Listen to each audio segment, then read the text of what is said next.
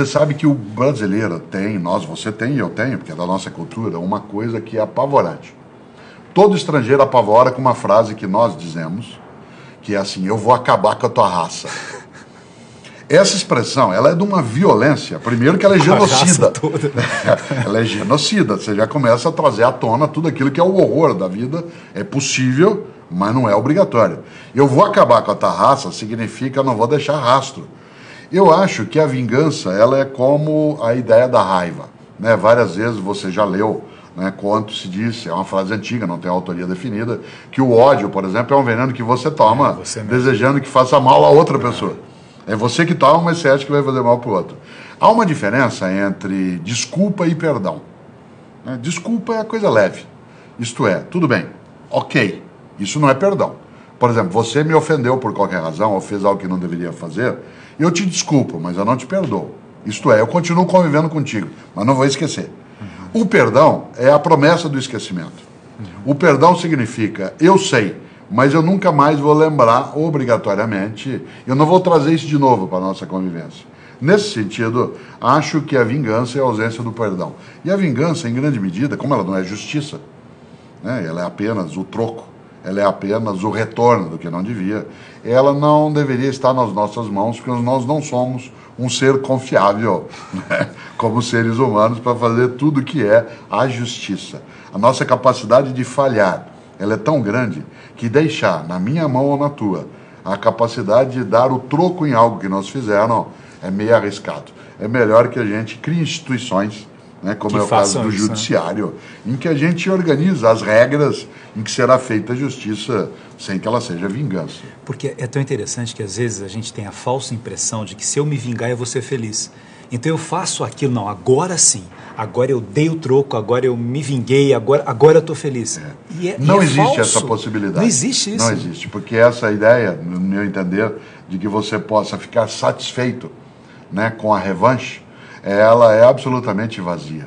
Né? Agostinho tem uma frase que eu acho maravilhosa, que fala sobre a superficialidade de alguns sentimentos, quando ele diz: não sacia a fome quem lambe pão pintado. Né? Não sacia a fome quem lambe pão pintado. Qual é a satisfação que a vingança oferece? A justiça, sim. Eu gosto de justiça, né? Gosto daquilo que está no lugar quando foi deslocado daquele lugar onde deveria estar, mas da vingança não. Não é que a gente não tenha desejo dela. Seria absolutamente farisaico, né, da minha parte dizer que eu não tenho desejo de vingança. Em vários momentos eu tenho. Isto é, em que eu quero sim dar o troco. E não estou nem pensando, né, só nas relações interpessoais. Né? Como nós somos, como a gente falava antes, um ser que tem memória. E eu às vezes fico imaginando, aquele cara falou aquilo para mim, né? Ou lá na escola, quando um dia alguém fez alguma coisa, você vai ver um dia, você vai ver. Né? Então, eu sou de Londrina, no Paraná, como você sabe, embora eu more, né, na capital paulista há bastante tempo. Tem uma frase de para-choque de caminhão que para mim é suficiente como vingança, que diz assim: na subida você me aperta, na descida nós acerta. Certo? Então, esta lógica, ela é um pouco assim, espera aí, né? Vamos ver, o mundo dá muitas voltas, mas o desejo da vingança não é algo que a gente deva admitir, trabalhar e até, para usar uma coisa do interior, adubar.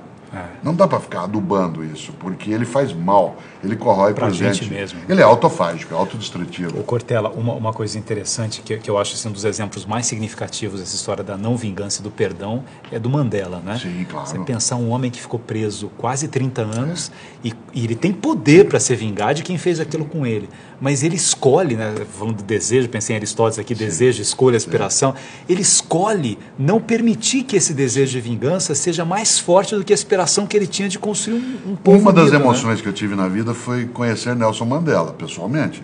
Eu conheci vários homens e mulheres importantes na minha formação e na minha história. Eu fico honrado de ser humano como Mandela. Eu não sou como Mandela foi, mas eu fico honrado de estarmos na mesma espécie. Na mesma raça humana, né? Na mesma espécie. Na mesma espécie. Mandela veio ao Brasil logo depois que ele foi libertado.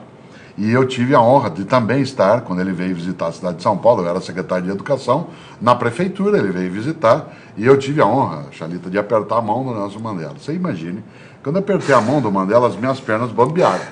Porque eu não estava apertando a mão do homem, eu estava apertando a mão da decência. Não é toda hora que a gente aperta a mão da decência. Você se lembra, ao mencioná-lo, que ele, quando tomou posse como presidente, né, da África do Sul, no primeiro governo, logo depois do Apartheid, que ele fez o famoso jantar, né, em que as pessoas recebem aqueles que vão honrá-lo por ser o presidente. Você se lembra que ele convidou para sentar ao lado dele os 2 carcereiros.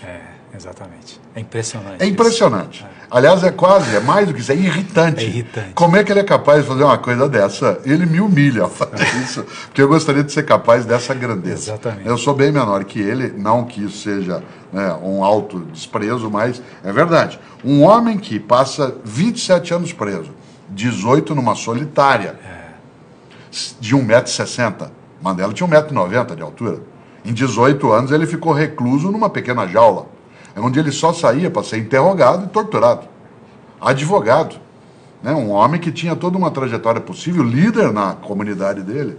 E ele, para o jantar de posse, em vez de convidar as grandes autoridades, ele chama para sentar um de cada lado os carcereiros. E ainda ao ser perguntado, diz, é porque eu queria que eles me vissem como um humano. Quer dizer, isso é de uma grandeza.